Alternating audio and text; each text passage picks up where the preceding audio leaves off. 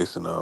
Wanted to call back. I believe you said that, or if you could clarify, if you spoke with Arrow or given your witness testimony to Arrow in Congress, how many Congress men or women have basically heard your account?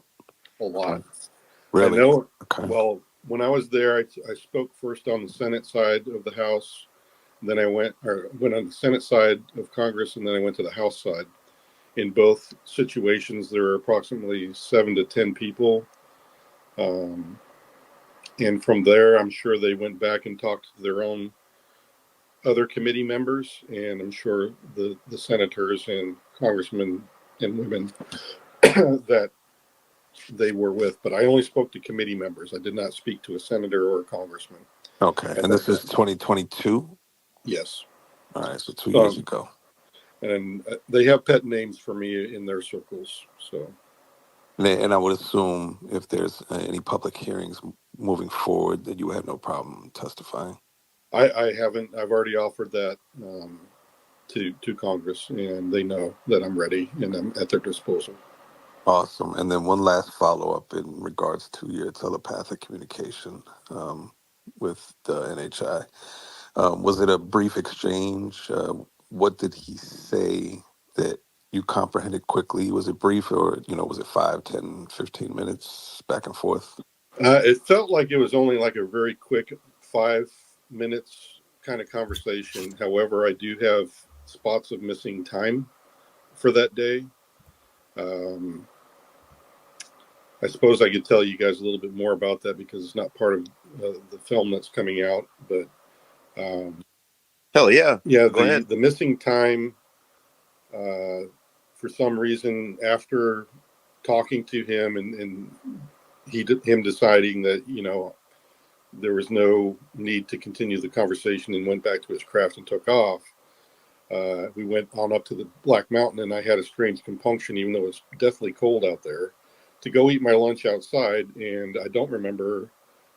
I remember walking about 150 yards down the dirt road from the schoolhouse, and then I don't remember much else after that. But I have these flashes of memory of a star map. I have a flash of memory of being about 150 foot above the schoolhouse and seeing the rooftop.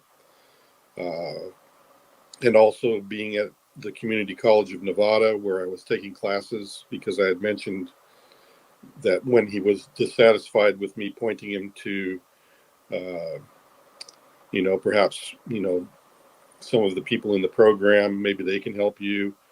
And then he was like, no, I'm not going to go talk to them. They're barbarians and murderers. He was like, well, do you have any other suggestions? And I could only suggest that, there may be a metallurgist on staff at the college that I go to. And he just said, where is that? So I have like another flash of memory where I remember walking into my college with him and talking to some clerk at the desk about whether they had a metallurgist on staff on his behalf. So your encounter with him was fairly a long period of time then? Yeah, because I don't remember much of my lunch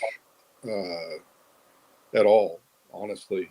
I don't even know where my lunch went. I don't even remember eating, honestly. And then you just said, let me quote you, just said that you saw him go into his craft and take off. Is that correct? Yeah, but that was like 50 yards off the roadside. That was when we were stopped in the convoy for the first time, and that's when I first talked to him. Okay. And then the missing time occurred after I went up to the schoolhouse. Gotcha. Well, what kind of craft was it? Was there anything special about how it took off? That, I think, James Fox's film will cover. Cool. Appreciate it, Jason. Hey, thanks, Jason. Thanks for all your time, brother. Hey, real quick, we got Joe Merja. He's unable to raise his hand. He wanted to ask you a question real quick, Jason, and then we'll fall back into the flow of hands. Go, Joe. Thanks, Rob. Thanks, Jason. No problem, Joe. I don't know what we're dealing with. I always struggle. Is it extraterrestrial, interdimensional time travelers? And I see Gary Nolan come out and say he does not think we're dealing with extraterrestrials. Mm-hmm. When I hear your experience, it screams extraterrestrial. What do you think? What's your opinion? Are you open to it having absolutely no connection to something extraterrestrial? I believe it's extraterrestrial. Whatever you want to call an extraterrestrial, that you can split hairs on all you like, whether they're us from the future, all of that kind of stuff is out of my purview. Like I said, I've never had one of them laying on a gurney and had staff around me that could tell me their DNA, where they came from, and all that kind of good stuff. All I know is that the reason I believe it's extraterrestrial is because that star map that was implanted in me that day, it was not from around here, and I didn't even know where that part of the galaxy or the stars was until somebody told me that was part of the constellation Leo. And apparently, there's something to do with the big red star that's inside that constellation is where he was from. I definitely got the impression that that's where he was from. Jason, How, just to maybe compare your account with people who have recited your account, did the being have any sentiment or message to you about the driver of the vehicle you were in or the other individual in the vehicle? No. Other than the fact that he was very civilized. There was another person in the vehicle. I thought he was by himself.